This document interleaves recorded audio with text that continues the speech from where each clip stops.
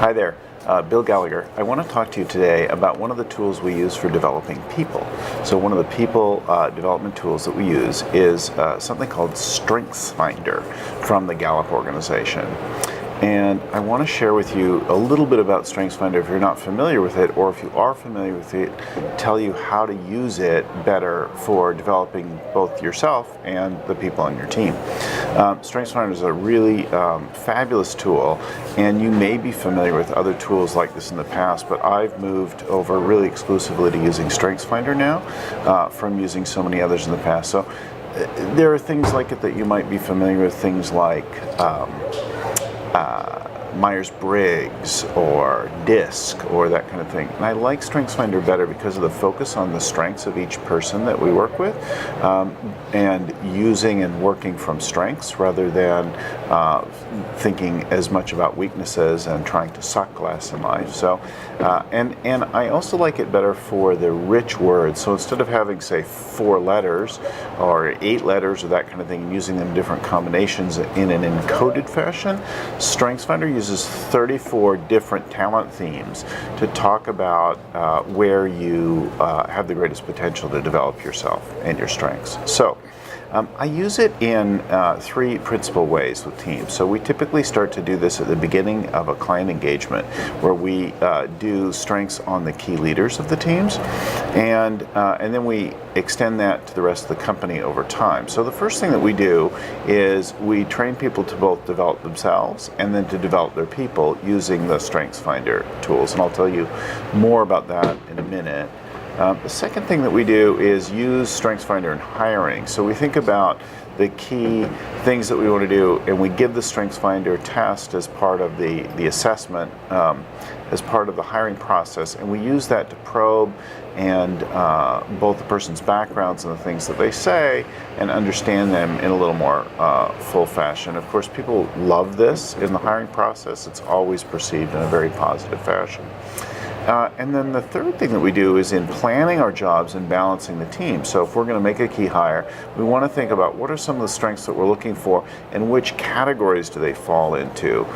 And then if we look at an existing team, where is the team strong and where is it weak, or what's it lacking? And then if some of the strengths or strengths areas are lacking, that may be appropriate to draw from that in one of the next hires that we make in the company, or especially in the leadership team. So to give you a feel for what we're talking about here, so there's 34 strengths, and each of us is given a top 5. So when you take the basic assessment, you pay $15 about 30 minutes, and you do it right online, so it's easy to set up with your new hires. And then you're given your top 5, right? So what are my top 5? My top 5 are ideation, strategic, communication, activator, and command. So let's talk about what each of those is and what they mean. Now, you'll have different strengths probably. You may share 1 or 2 of mine as well, but each of us has a top 5 that are really strong and potential for us. So these are not actually strengths yet, they're my talent themes. They're the areas that I could, with practice and over time, really develop into strengths, or something that I could use nearly flawlessly on a very consistent basis. So ideation is the first one. So this is having ideas, valuing ideas, coming up with ideas, appreciating ideas, just loving everything about ideas. And this one's really true for me. I come up with ideas continually, and there are some places where I can count on having great new ideas, places like in the shower, or while taking a run, or while driving to work, or riding my bike, or there are a number of places, or in the middle of the night for sure. So there are lots of places where I can consistently come up with new ideas, but I love ideas. Now, a flip side to the ideation talent theme is that too many ideas in an operating environment too quickly can destabilize the team. And as I'm often the CEO, that the number of ideas that I can generate can leave the team feeling like they need to chase down every one of my ideas. And while some of my ideas are awesome, many of them are not. I don't actually care if the idea is awesome or not. I just love creating new ideas. Now, of course, good ideas are better than other ideas, but you get the idea. So the second thing The second one of my talent themes is strategic. Strategic is the big picture. I am pretty good at seeing the big picture and seeing the opportunities to maneuver within the big picture. It's kind of the chess playing talent theme, right? So I think about that when a team is getting bogged down in the details and can't seem to find its way out. I can kind of see and hear what's going on in a conversation, in a situation, and see opportunities to maneuver or to accomplish what we want to accomplish using my strategic theme.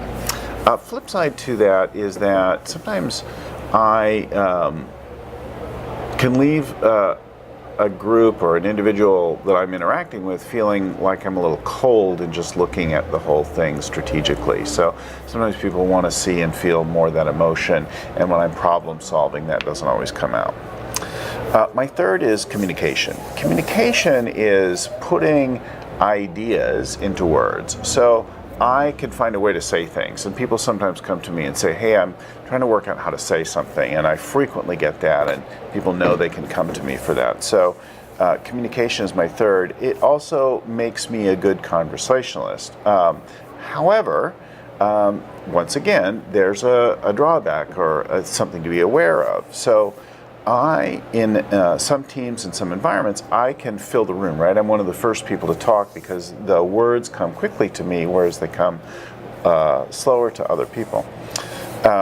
And that can compromise the value of a conversation in a team. So I've learned to both pace and plan and use different techniques to draw out the quiet people, to get people to think, because I'm one of those dominant voices that can fill a whole room in a conversation, and I want to pull that back, right? So with each of these strengths, you could see in the world of these talent themes, you could see that there's a real positive to it, and there's also a time and a place, or a place where it can come in, and so too with your people.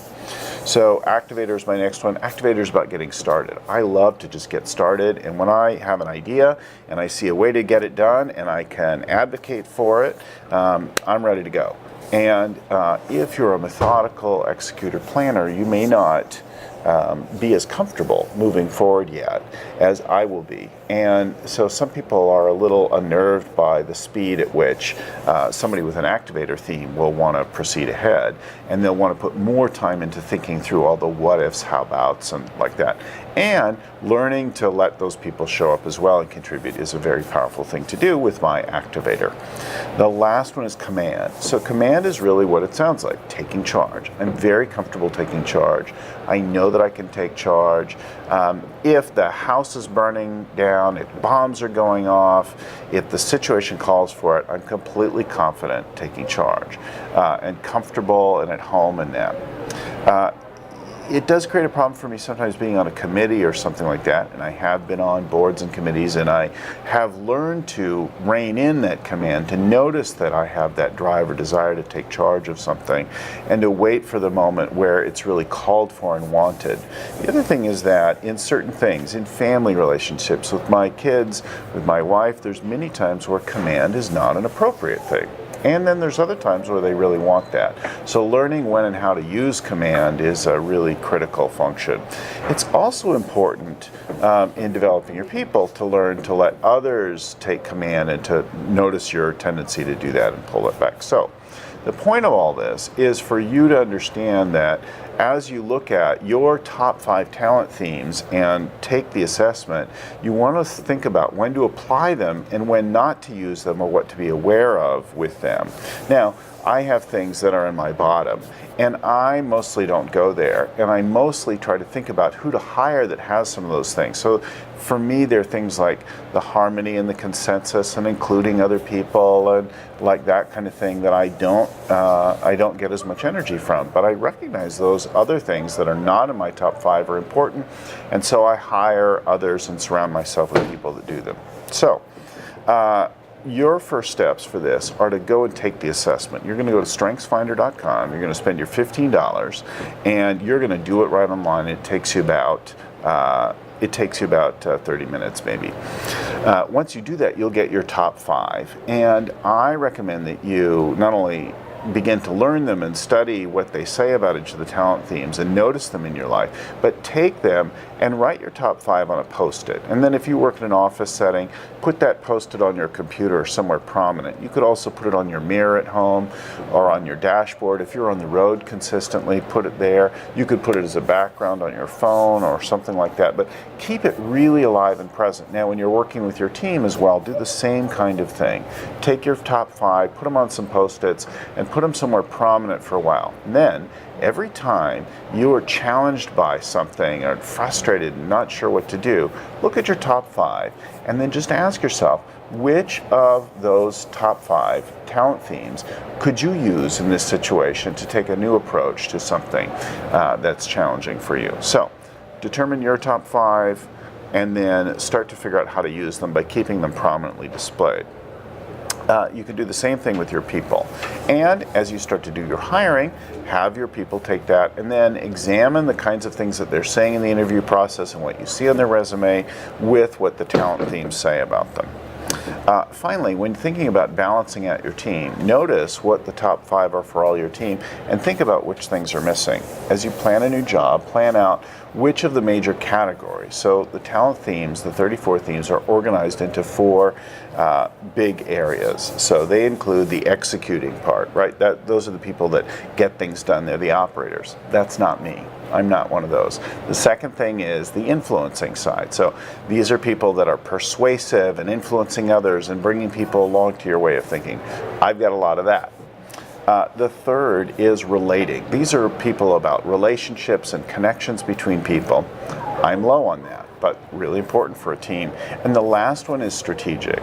So these are the people that are planning and thinking about the future and seeing what's going on and looking for patterns and understanding how we got here and so on. These are the 4 big areas. So as you think about each of the jobs that you have to fill over time and to grow your organization, you might want to think about which of these major areas and which of the talent themes within them that you'd like to see some of. Now, there's no one right style of leader. There are many leaders with all different ones. It's just about thinking about what situationally is really called for your team and your job. Once again, StrengthsFinder.com. We'll put the link right up here. Go there, check it out, start to use it yourself. Let us know if you've got any questions or comments or want to know more about how we do what we do. I'm Bill Gallagher. Thanks so much.